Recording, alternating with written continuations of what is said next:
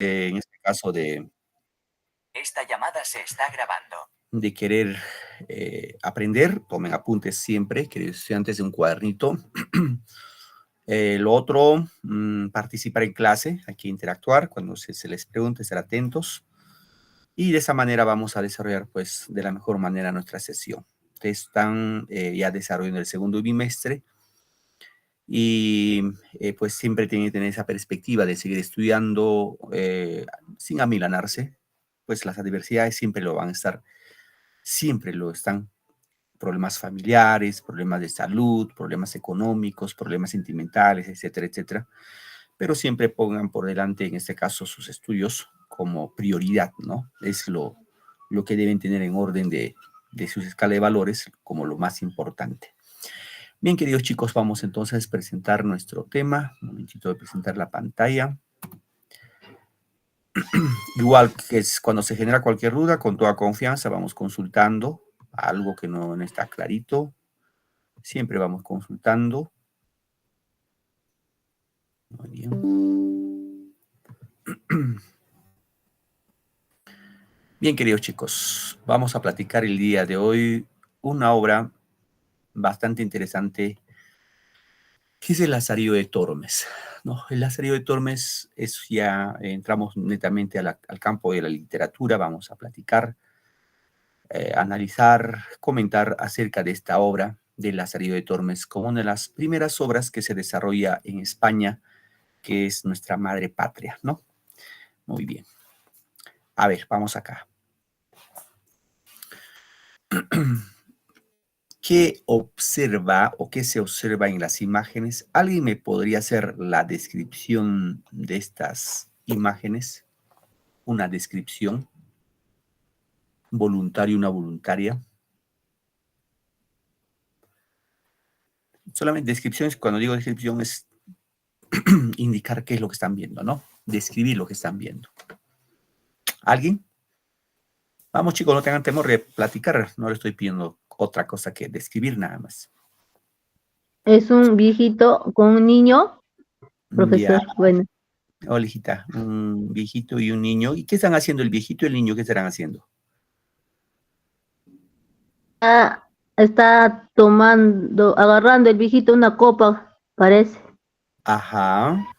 Y observando, creo, el niño. el niño se le está tomando, ¿no? Sí, creo, con algo este. Sí, Ajá. profesor.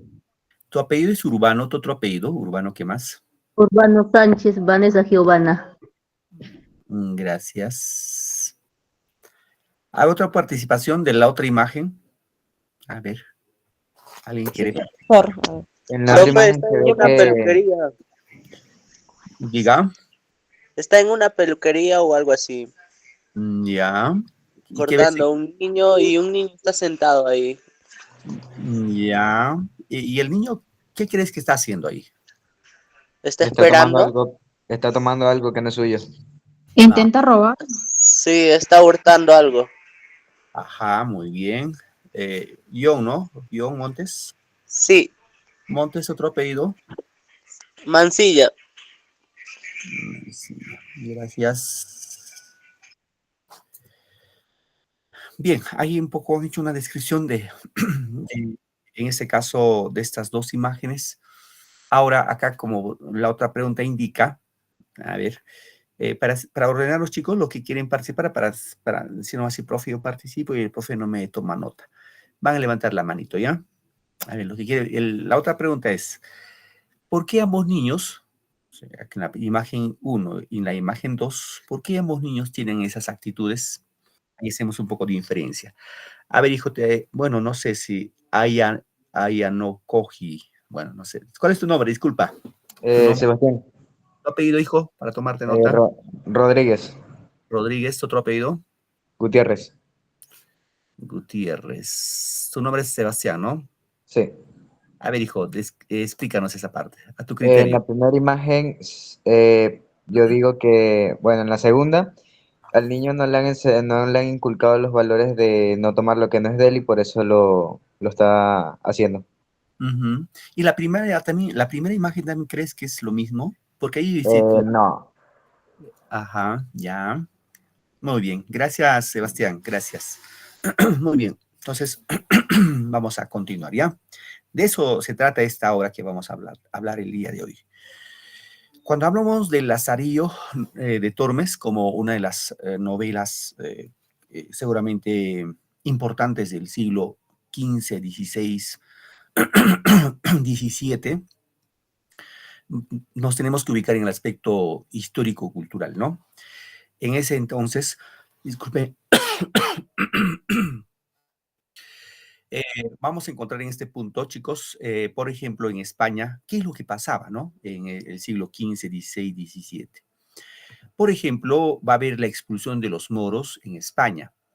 Cuando dice expulsión de los moros, hay que entender que los musulmanes, los árabes, más o menos por seguramente más de, para menos 1000 años, calculo, los musulmanes conquistaron España, lo que es actualmente España, ¿no? Antes lo que era Castilla.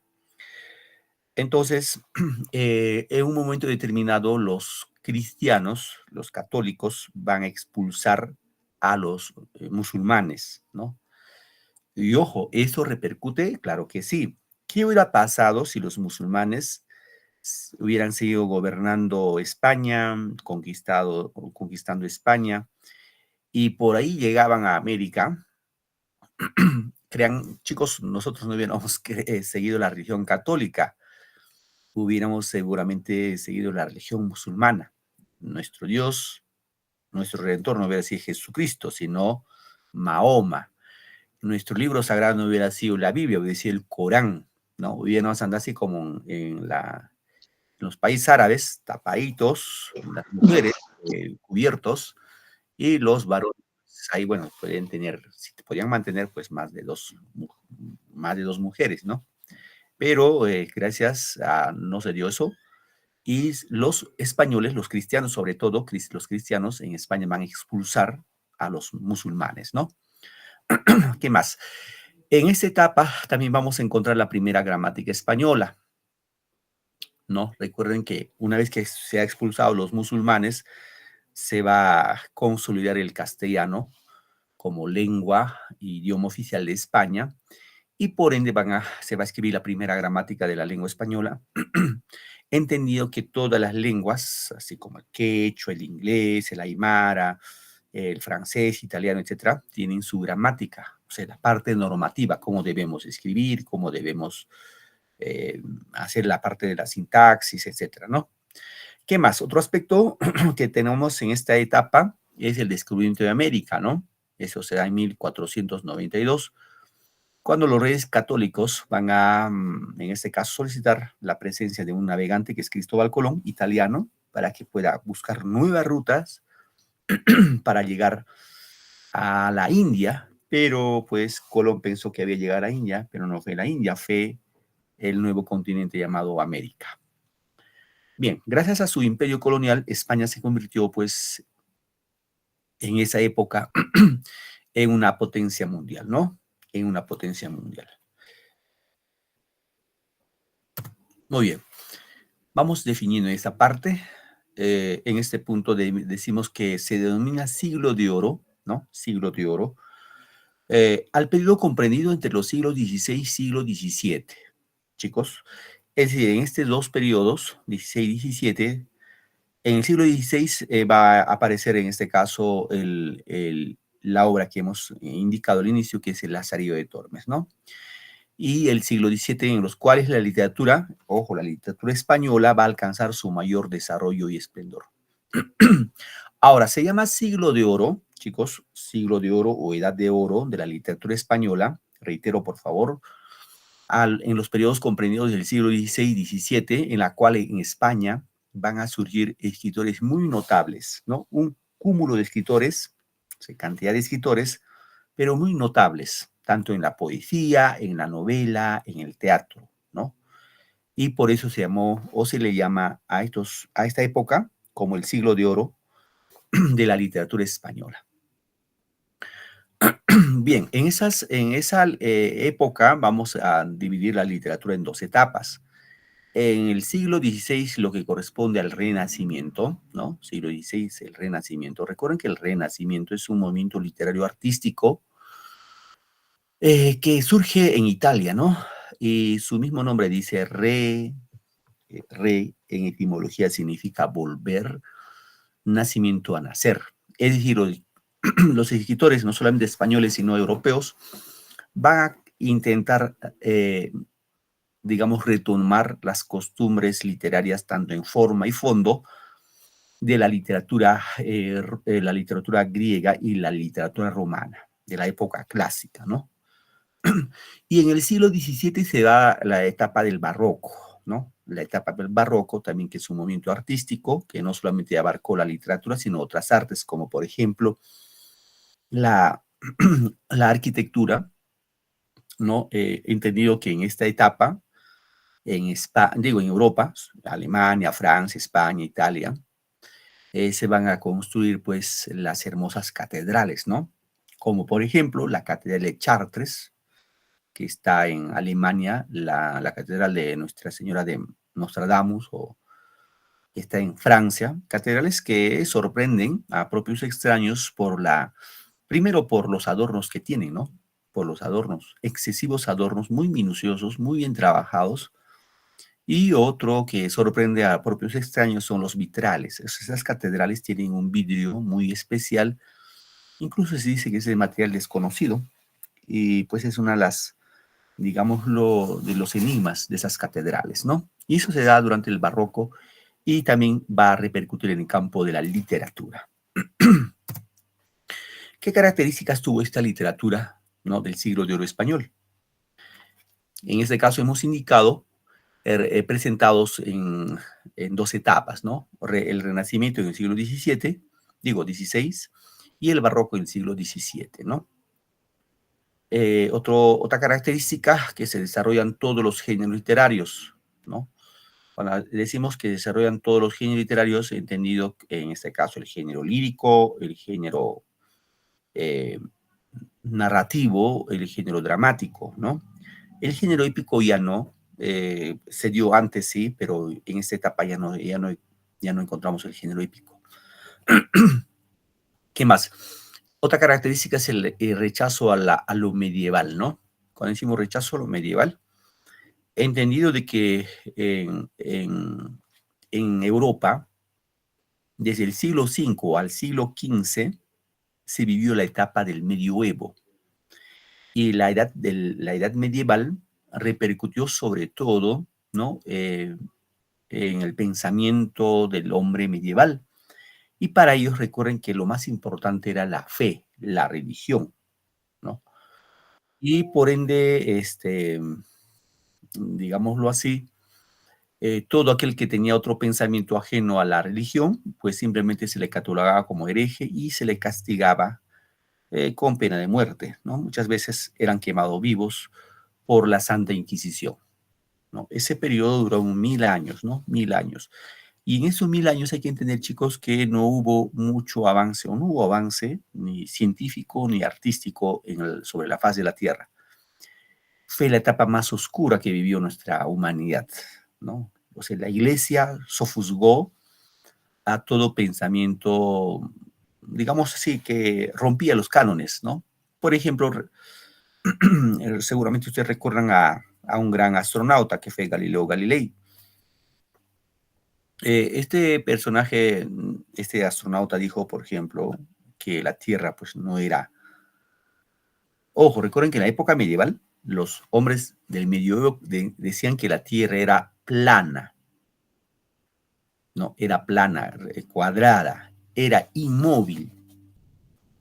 Y sobre lo cual giraban los planetas, incluido el Sol. O sea, el Sol giraba alrededor de la Tierra. Pero este señor Galileo Galilei dijo que no era así. Dijo que el centro del universo era el Sol, y en torno al cual giraba todos los planetas, incluido la Tierra. Y que la Tierra no era cuadrada, sino era redonda, ¿no? Bueno, la Santa Inquisición lo persiguió, le capturó y le dijo, pues, a ver, ¿sigues con tu postura o cambias tu postura? Porque si sigues, te matamos. Si cambias, te perdonamos. Entonces el señor dijo, pues en aras de mi vida, pues, bueno, ¿qué voy a hacer, no? Será así como ustedes dicen. y cambió su postura. En cambio, otro astronauta, Jerónimo Bruno, un alemán, este señor dijo lo mismo. La Santa Inquisición le persiguió y le dijo, bueno, tu vida o tu muerte, rectifícate o te matamos, ¿no? Entonces, Jerónimo Bruno dijo, bueno, pues, en aras de decir la verdad, para mí la Tierra es redonda, el centro del universo es el Sol, y en torno al cual giran todos los planetas, y por mantenerse con su postura lo quemaron vivo. Y recuerden que Jerónimo Bruno es considerado como el padre de la astronomía moderna, ¿no? Padre de la astronomía moderna. Entonces, en esa etapa de la época medieval, se vivió esa etapa, ¿no? De la oscuridad. Entonces, en la época ya del Renacimiento se rechaza eso, ¿no? ¿Qué más? Influencia del clasicismo. Cuando decimos influencia del clasicismo, básicamente se refiere a la época clásica, tanto de Grecia y de Roma, ¿no? Recuerden que Grecia y Roma, en la época antigua, fueron culturas que florecieron en forma esplendorosa. Seguramente las obras que surgieron en esa época, ejemplo, la Ilíada, la Odisea, Edipo Rey, ¿qué más hay que recordamos? En Roma tenemos a la Eneida, por ejemplo, ¿no? Son obras, pues, bueno, majestuosas. Y los renacentistas van a tratar de imitar, ¿no? a ese tipo de literatura que hicieron en una época antigua. Otra característica es la predilección por la naturaleza. ¿No? Recordemos que en la época medieval lo esencial era Dios. En la época medieval ya no, ya tanto la preocupación era por el hombre y la naturaleza, chicos. Y asimismo hay que indicar que en esta etapa surge el teatro español nacional, ¿no? En España, sobre todo con dos grandes escritores, uno que es Lope de Vega y otro que es Calderón de la Barca. ¿Sí? Un momentito, por favor.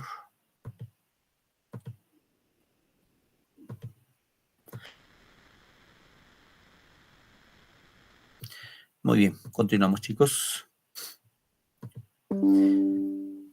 Bueno, en esa parte, en la parte inferior dice, se denomina siglo de oro por en este caso, por el esplendor que alcanza la literatura, ¿no? En el siglo XVI y XVII en España. Bien, ahora sí nos vamos a ceñir netamente a lo que es la narrativa del Renacimiento. Cuando hablamos de narrativa, hablamos de novela, ¿sí? Novela o cuento, no se olviden, por favor. El género narrativo que hemos visto en el primer bimestre, recuerdan, vimos género épico, género lírico, género dramático, género narrativo, género expositivo. Los 5 géneros, eso sí hay que sabernos de memoria, ¿no? Porque es importante. Dentro del género, habíamos indicado también en clase, recordarán ustedes, de que el género que más se desarrolla en la actualidad es el género narrativo. Y tiene 2 especies, la novela y el cuento. ¿Sí? Entonces, vamos acá. La narrativa del siglo de oro tiene sus orígenes en la Edad Media. Para el siglo XVI se desarrollaban en España varias tendencias narrativas. Es decir, hubo varios tipos de novela ya como especie, ¿no? Hubo la novela pastoril, hubo la novela picaresca y hubo la novela caballeresca. ¿Ya? 3 tipos de novela. Novela pastoril, que estamos viendo acá en imágenes, novela picaresca, que cuando vamos a hablar de Lazarillo de Tormes, y la novela caballeresca que vamos a ver en la próxima clase. Bien, cuando hablamos de novela pastoril, fíjense acá dice, narra las aventuras y desventuras amorosas de los pastores idealizados. Es decir, acá hay narraciones de, digámoslo, de las situaciones amorosas de los pastores, ¿no? Y como ejemplo tenemos el libro de los 7 libros de Diana, ¿no? Bien.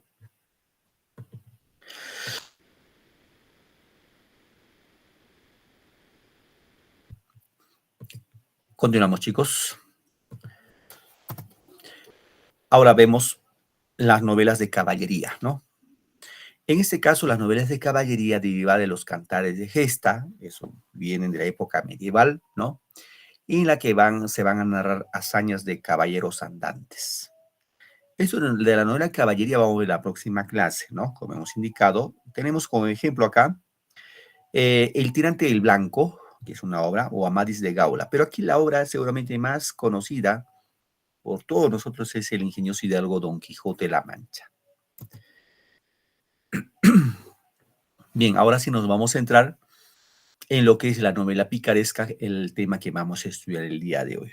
¿Sí? Entonces no se olviden, chicos, hay 3 tipos de novela durante el siglo de oro: la novela pastoril, la novela caballeresca y la novela picaresca. Ya, eso siempre manejemos como precepto, ¿no? Bien, disculparán, estoy un poco, sí, bueno, ya son 3 semanas que estoy con esto de las cuerdas vocales, un poquito que, con la disculpa del caso, chicos, por favor. Bien, en este caso, cuando hablamos de la novela picaresca, dice que muestra una visión pesimista de la sociedad a través de los ojos de un pícaro. ¿Sí? ¿Y quién es el pícaro? Dicen ustedes, lo que hemos visto en imágenes al inicio de clase, veamos a 2 niños, ¿no? Ese niño es un pícaro que sirve a diversos amos, ¿no? Ahora, la novela picaresca va a surgir en España en 1554, ¿no? Con la obra El Lazarillo de Tormes, ¿ya? Que es seguramente la obra cumbre de la novela picaresca. Bien, ¿cuáles son las características de la novela picaresca? Por ejemplo, presenta a un antihéroe, el pícaro. En este caso, reitero, chicos, cuando hemos visto la imagen aquí al inicio de la clase, en esta primera imagen vemos, este es el pícaro, el niño, ¿no? Este es un pícaro, es un ladronzuelo. En esta segunda imagen también esto es el pícaro. Bueno, al final son los mismos niños. Claro, acá está con su sombrerito, fíjense su calzadito, muy deteriorado, y acá también. Ahora, ¿por qué decimos que es un antihéroe?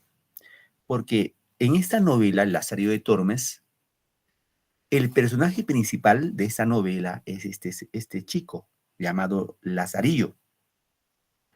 Y este Lazarillo, pues como pueden ver, no es un niño con cualidades excepcionales. Más al contrario, es un niño pícaro, ladronzuelo.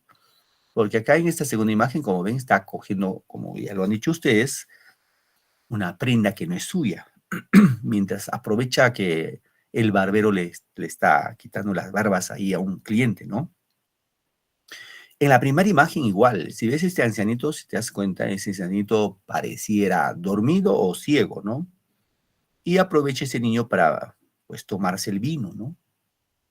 Entonces, ahí vemos este punto que hemos mencionado en esta característica que presenta a un antihéroe, el pícaro. Recuerden que en todas las novelas, ojo, novelas, no telenovelas, no de telenovelas de televisión, no, sino novelas de obras literarias, los personajes por lo común son pues hombres de virtudes, cualidades, pero aquí no, es un niño que no tiene cualidades, es un ladronzuelo. Por eso se dice que presenta el antihéroe, en este caso el pícaro, ¿no?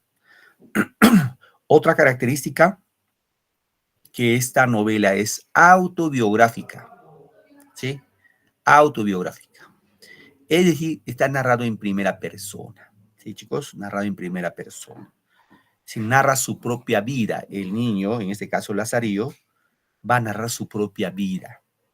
Él dice, yo nací a orillas del río Tormes, ¿no? Ahí está primera persona. Va a narrar su propia vivencia. ¿Qué más?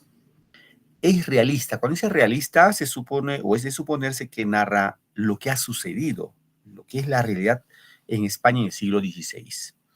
Y obviamente hay una crítica social, ¿no? Una crítica social, o sea, hay una crítica a la sociedad española del siglo XVI, porque ahí vamos a encontrar sobre todo, por ejemplo, a la iglesia, como los sacerdotes, los, ¿qué más?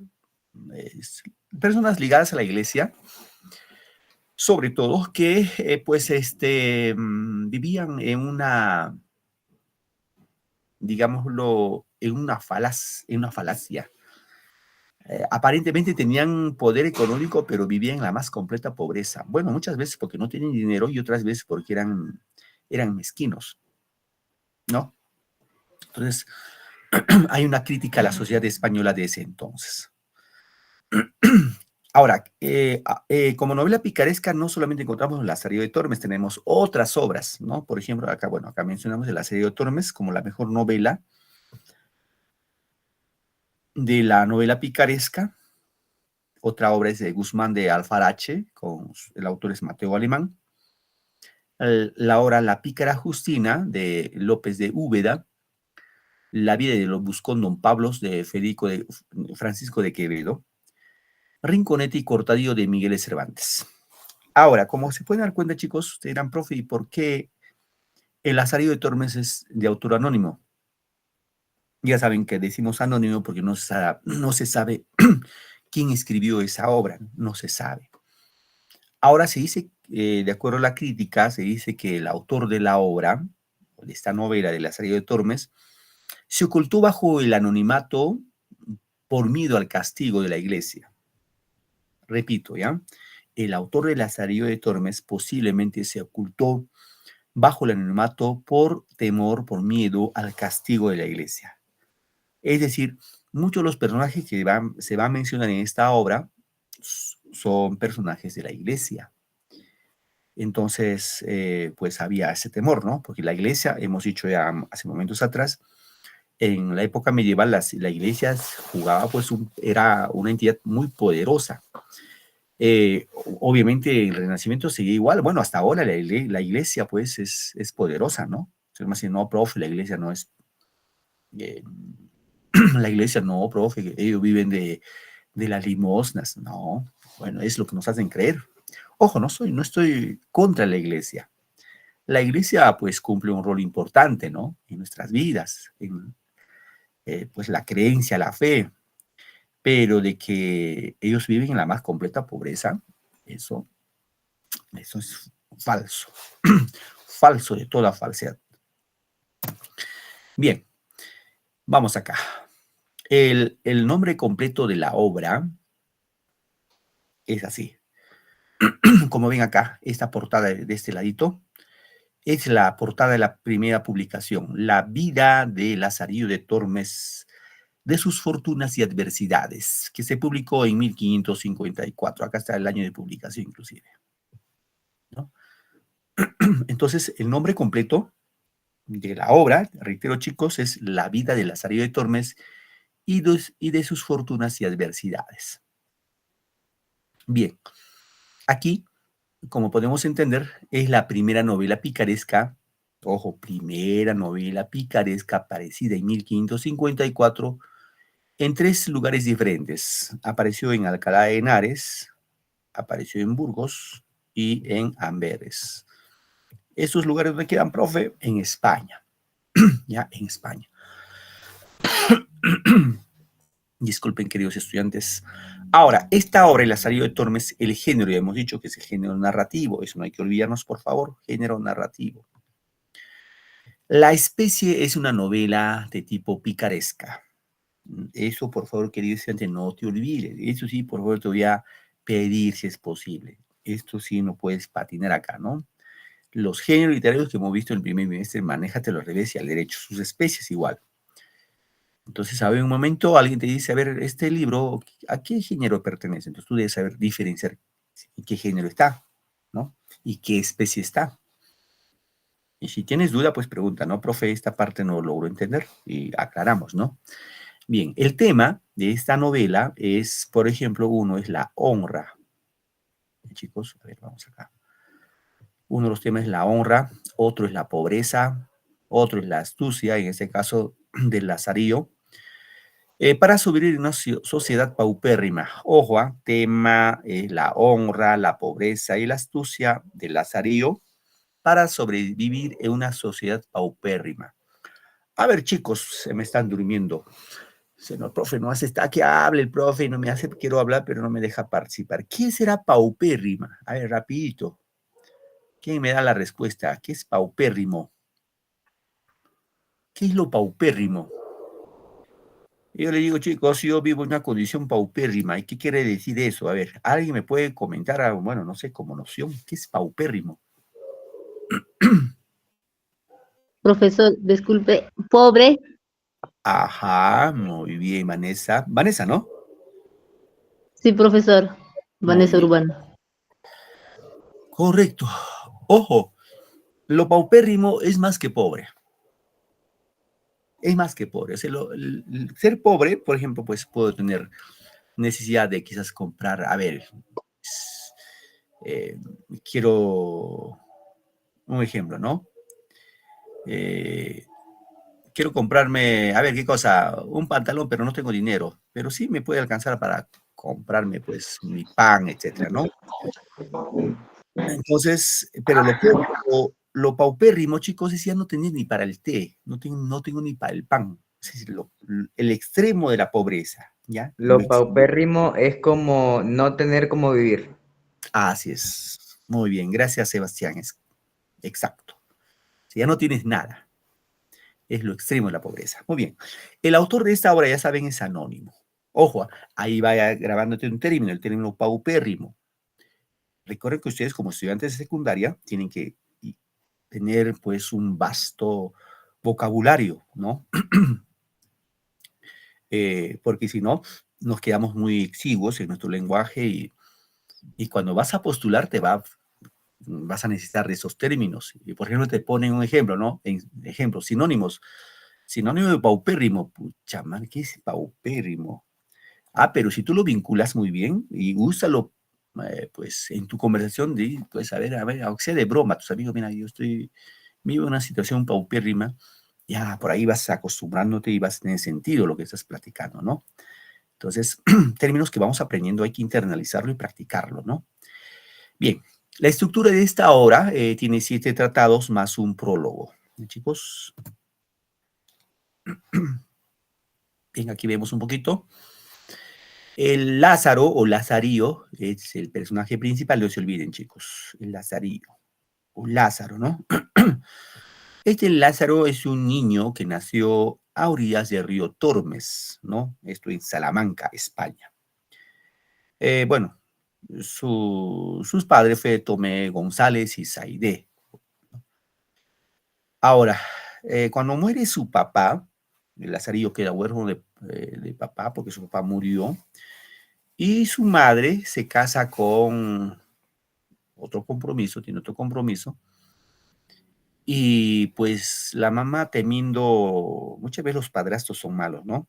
El castigo, el maltrato del padrastro, la mamá de Lazarillo le dice, pues se lo regala, al niño Lazarillo se lo regala a un ciego que fue su primer amo, le regala al ciego, ¿no? Pero este ciego, pues era terrible, era muy, muy malo, ¿no? Este ciego le enseña a Lazarillo o a Lázaro a sobrevivir, ¿no? Luego del primer amo que fue el ciego, se cambia de amo. Bueno, su mamá lo único que supo su mamá es que le regaló a un ciego. Y le dijo que le criara como si fuera su hijo. El ciego dijo, sí, no se preocupe, va a ser como mi hijo. No va a ser mi sirviente, sino va a ser como mi hijo. Bueno, mamá le creyó, pues el ciego se fueron y el ciego pues era terrible. Su segundo amo fue un clérigo. El clérigo era peor. Ese señor ya ni comía, pasaba hambre. El tercer amo fue un escudero, ¿no? Que tenía falsas apariencias. Luego el otro amo fue el fraile de la Merced. Este fraile de la Merced fue el amo a quien más quiso. Es más, le va a regalar su primer par de zapatos. El buldero, son estafadores, ¿no? Luego sirve un capellán, luego a un alguacil, luego a un pintor y al final llega a casarse con su último amo jefe, un arcipreste, y ese arcipreste tenía una sirvienta, ¿no? Se enamora de la sirviente y se considera un hombre dichoso y se casa con la sirviente. Y empieza a trabajar como pregonero, ¿no?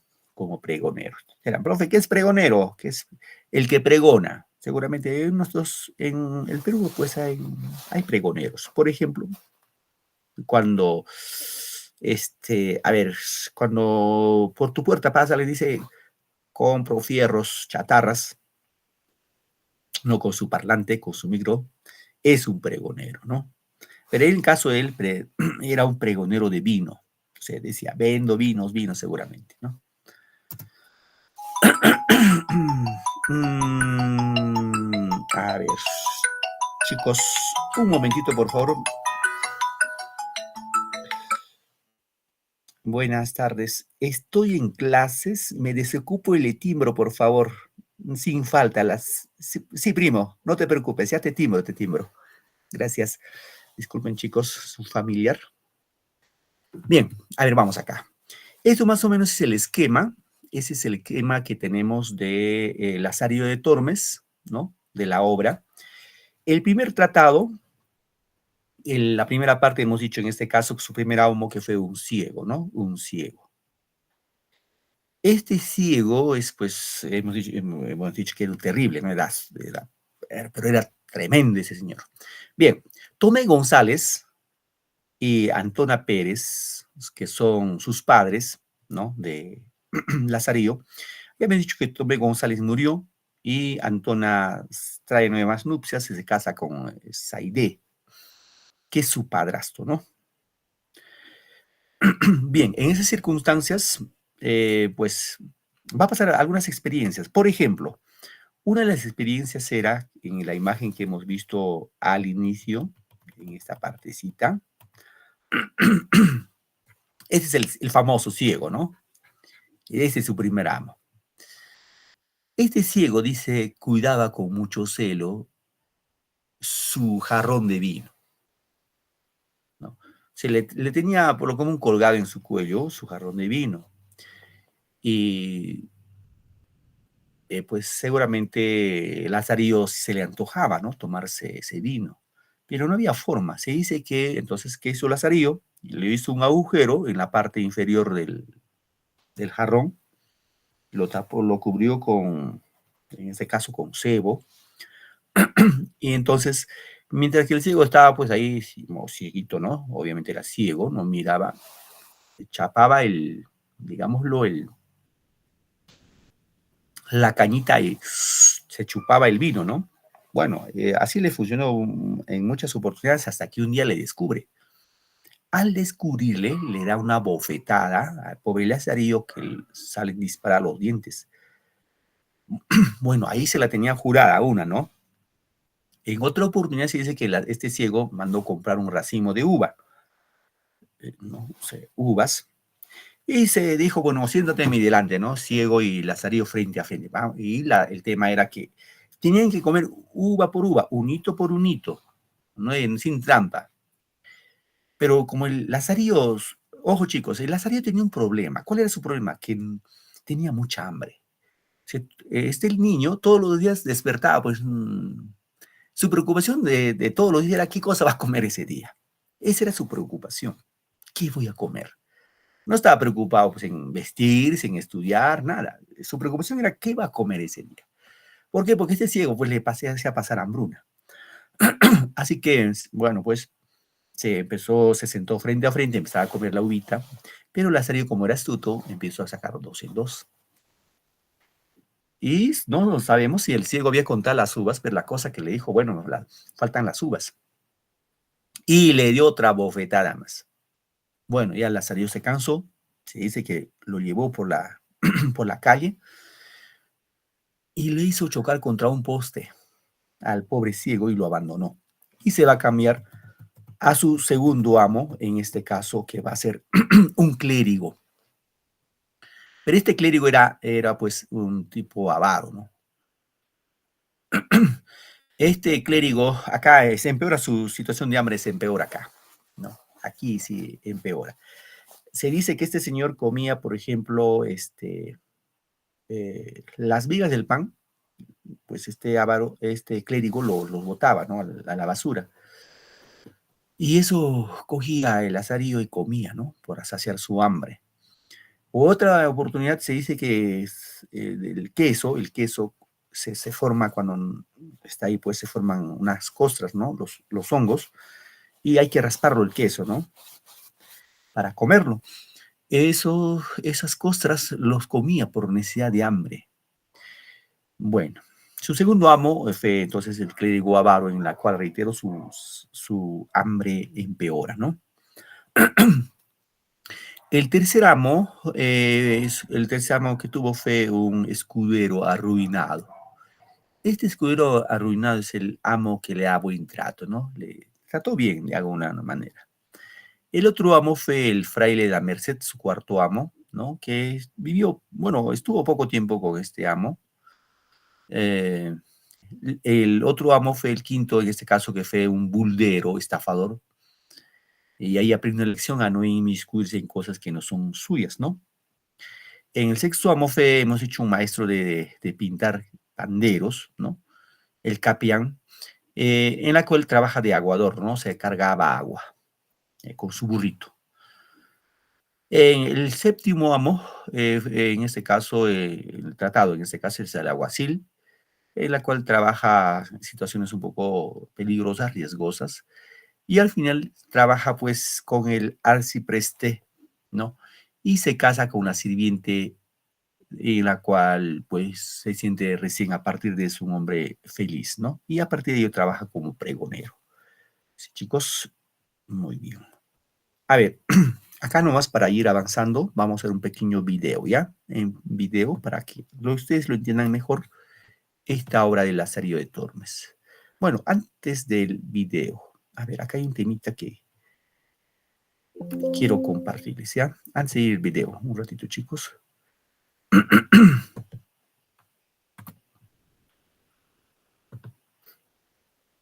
Vamos acá.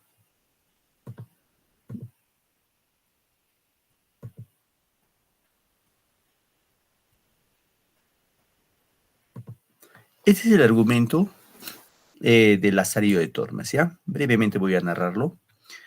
Luego ustedes me ayudan con la otra parte. Bien. El Lazarillo, Lázaro en este caso es un huérfano de papá. Se convierte en siervo de un ciego, ¿no? Se convierte en siervo de un ciego, luego un clérigo, un escudero, un fraile, un mercedario, un buldero, un capellán, un alguacil. El mendigo ciego es el amo que le enseña a Lázaro a sobrevivir como pícaro. El amo a quien más quiso fue al escudero, no hay que olvidarnos. El protagonista a quien debe recurrir al ingenio y las trampas atraviesa por un proceso de degradación para poder sobrevivir. Finalmente se casa con la cría del arcipreste y trabaja como pregonero de vinos en la ciudad de Toledo. A grandes rasgos es el resumen, ¿no? A ver, ¿quién me ayuda a leer esta primera parte? Un voluntario. Ya es un fragmento de la primera parte, del primer tratado. A ver, levánteme la manito, ¿quién me ayuda a la lectura? Ya, y tengo dos candidatos. A ver, Sebastián, ayúdame, Sebastián, y luego Benita me ayuda con la otra parte. A ver, Sebastián. Desde el principio, desde el fragmento del primer tratado. Sí, hijo, esa hojita Ya. nada más. Fragmento Gracias. del primer tratado. En este tiempo vino a posar al mesón un ciego, y el cual, pareciéndole ya que sería un adestralle, me pidió a mi madre, y ella me encomendó a él diciéndole como era niño de un buen hombre, el cual, diciéndole como era hijo de un buen hombre, el cual por ensaltar la fe había muerto en los galves, y que ella confiaba en Dios, no saldría peor hombre que mi padre. Y el que le... ¿Hasta ahí o leo completo? Completo, hijo, termínalo. Allá. Y el que le rogaba, si rogaba, me tratase bien y me mirase por mí, pues era huérfano. Él le respondió que así lo haría y que recibiría no por mozo, sino por hijo. Y así le comencé a servir y a desatar a mi nuevo y viejo amo.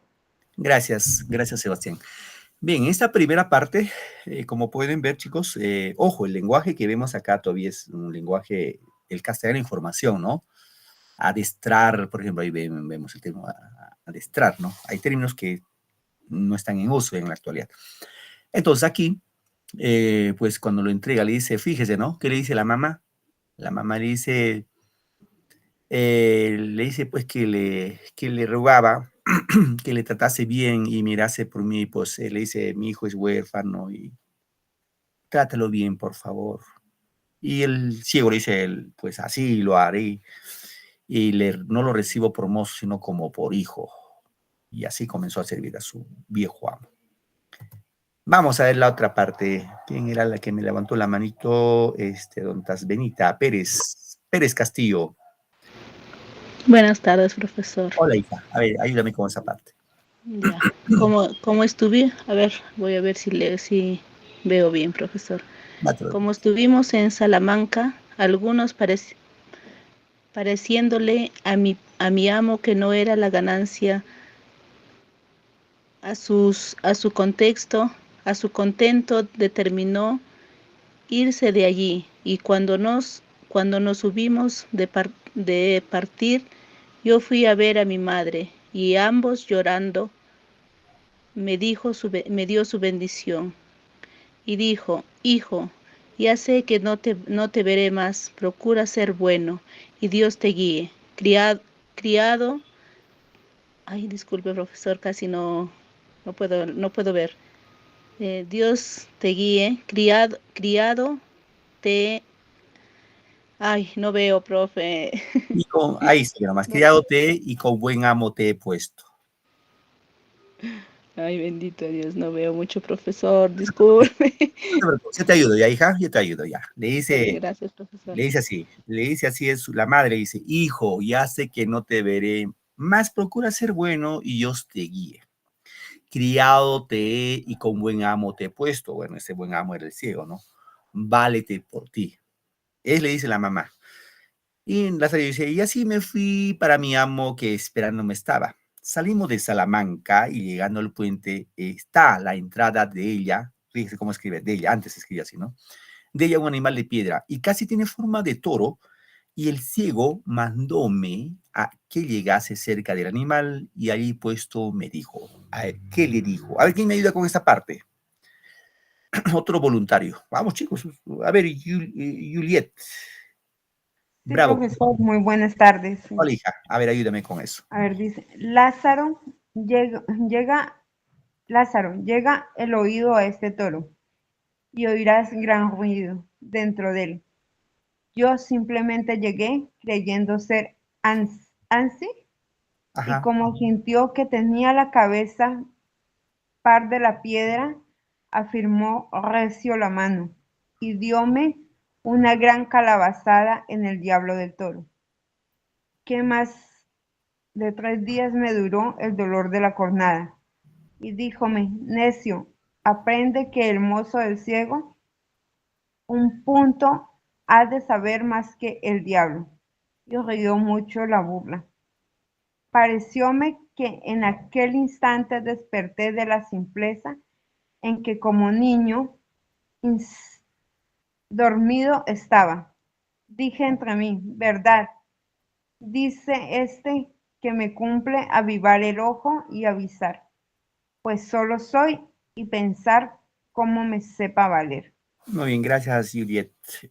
Ahí vuestra compañera lo ha leído claramente, ¿no? O sea, este cieguito le hizo mochar contra el cuerno de una piedra, en este caso de toro, y le dijo, ¿no? Fíjense lo que dijo: necio, aprende que el mozo del ciego un punto ha de saber más que el diablo. Y se rió de burla, ¿no? Bien, ahí es el primer fragmento que hemos visto de esta obra, La salida de Tormes, más o menos para darnos cuenta cómo es el contenido de esta obra. Ahora sí vamos a ver en forma de video, ¿ya, chicos? Un momentito, por favor. Voy a presentar esto. Un momentito. A ver, vamos acá.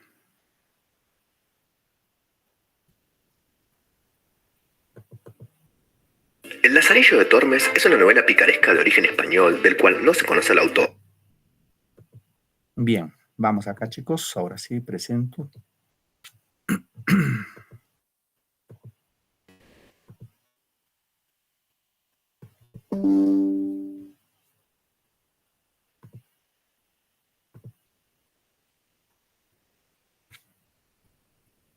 Bien, vamos, ahora sí escuchamos, por favor.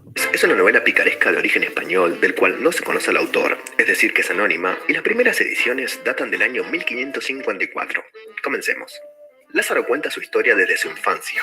Él nació en el río Tormes, que es de donde proviene su nombre, Lázaro de Tormes. Su padre, cuando Lázaro era solo un niño a los 8 años de edad, es acusado de robo y obligado a servir a un caballero, en donde, durante una expedición, termina perdiendo la vida. Antonia Pérez, madre de Lázaro, lo lleva a vivir a la ciudad. Ella comienza a salir con un hombre con el cual tiene un hijo, y a pesar de que comían bien y no había problemas aparentes, Saide roba, lo capturan y termina siendo azotado. La madre de Lázaro conoce a un ciego, del cual Lázaro termina sirviendo como guía y se marcha con él, con consentimiento de su madre, obviamente.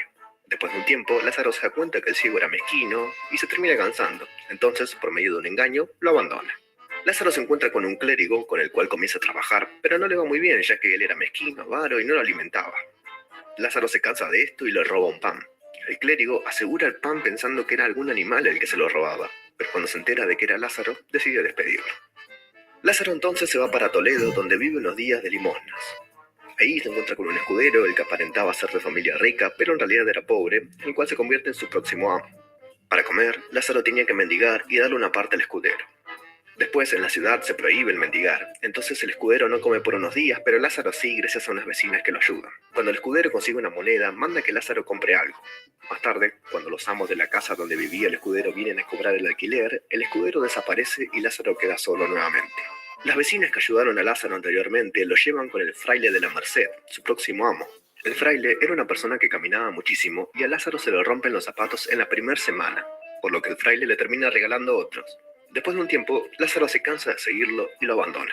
Más adelante, Lázaro se encuentra con un buldero que engañaba junto a un alguacil a la gente. El buldero era una persona que repartía las bulas del Papa, que era una especie de leyes, algo parecido. Estos dos eran timadores, y después de unos meses, Lázaro termina abandonando. En este tramo, Lázaro encuentra un amo que era un pintor, pero con el cual dura muy poco. Más adelante, en una iglesia, se encuentra con un capellán, el cual sería su nuevo amo. Él le regala un burro y agua para que la vendiera, con lo cual Lázaro puede ir ahorrando plata hasta poder comprarse una espada y ropa. Tras unos años, Lázaro mejora su apariencia y decide dejar este trabajo. Ya con esta nueva apariencia, Lázaro consigue el trabajo de pregonero de Toledo. El arcipreste de San Salvador lo ve a Lázaro y lo casa con una criada suya. Es con ella con quien vive, al lado de la casa del arcipreste, y donde encuentra un periodo de estabilidad para su vida, con el cual, según él, se siente contento. Y así es como termina el Lazarillo de Tormes. Espero que les haya gustado. Hasta la próxima.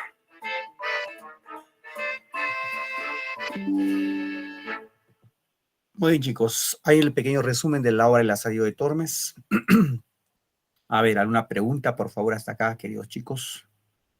¿Alguna duda, alguna pregunta? Con toda confianza. Si hay del módulo, igual, pregunten, profe, el módulo dice así, no entiendo esa parte. Estamos en el tiempo de aprovechar. Pero no de plagiar, eso sí. Por ahí me han estado comentando un pajarito me comentó que hay, no creo que sea de ustedes, se debe ser de otro grado, de otro grupo, que han creado un grupo en el WhatsApp y se están dando todas las claves. Y como a mí me toca revisar, le estoy revisando minuciosamente. Bueno, intenten desarrollar solos, chicos, bien o mal, pero solitos. Ese de copiar no está bien. Ahora una pregunta, queridos chicos. A ver, bueno, no, Juliet y Benita levantaron la mano para participar. ¿Alguna pregunta? Con toda confianza, por favor. Ninguna. Están calladitos. ¿Qué ha pasado? Solo han hablado 6. 6 han participado. Lo demás les han prohibido hablar. No creo que miren, este profe estoy trabajando, hoy es domingo. Bueno, salvo, algunos trabajan domingos, también cierto, pero no creo, ¿no? Bien, entonces si no hay pregunta, chicos, un poco recapitulamos brevemente. Hemos hablado del siglo de oro español, hemos hablado de la novela, en este caso novela picaresca, con la mejor obra de Lazarillo de Tormes, ¿no? Como personaje central tenemos a Lázaro, y que es un pícaro, ladronzuelo, vivaracho, que va a cuestas de sus amos sobrevivir, en este caso, de su preocupación principal, que era el hambre, ¿no? ¿Qué es lo que iba a comer ese día? Sobre todo ahí podemos sofusgar de la crítica a la sociedad española entonces, que aparentaba vivir en buenas condiciones, ¿no? Dime, Edinson, ¿alguna pregunta? Edinson Álvaro. ¿Alguna pregunta? ¿Ninguna? Bien. Bien, chicos, entonces si no hay ninguna pregunta, nos vamos a quedar esta parte. Ya, nos vemos. Profe, disculpe una consulta. Dime, hija, dime, te escucho. Este tema sobre Lazarillo, tenemos que comprar algún libro o algo para leerlo bien. Para complementarlo. Claro, si por A por B tienen tiempito y por ahí les sobra un pequeño dinerito, pueden leerlo, ¿no? O sea, no es que se les obligue a ustedes lean, sino te parece interesante y lo querés leer, lo lees. Este libro es corto, tendrá pues, no pasa de 100 páginas, no pasa de 100 páginas. Ok, profesor. Ajá, entonces ya está en la voluntad de ustedes de leerlo, ¿no? Pero si alguien me dice, profe, ¿qué libros me recomienda? Es otro tema. Y yo les puedo recomendar, los que quieren que les recomiende libros de autoayuda, de libros que les puede gustar, me dicen, profe, ¿qué libro me recomienda? Y yo les escribo una lista de libros para que se motiven a la lectura, ¿no? Claro que sí, Ajá. profesor. Sería interesante, profesor. Muy bien, ya Ya, Juliet. pues. Muy bien, Ok, chicos, profesor. quedamos en esta parte. Gracias. Que tengan bonito domingo y que les vaya súper esta semana en todas sus actividades. Gracias. Hasta luego, profe. Igualmente, profesor, gracias. Gracias, profesor. Profe, también para usted.